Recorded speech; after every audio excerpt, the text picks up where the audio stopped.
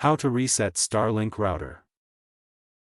1. Locate the power cable. Find the power cable connected to your Starlink router.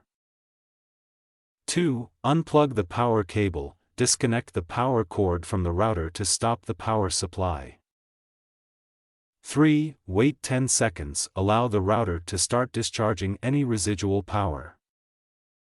4. Wait an additional 20 seconds. This ensures a full system reset and clears temporary memory.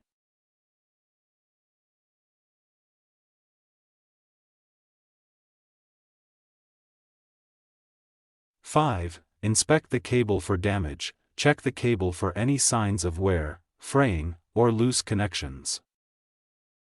6. Reconnect the power cable. Plug the power cord back securely into the router. 7. Wait for the router to reboot. Give the router 1 to 2 minutes to complete the reboot process.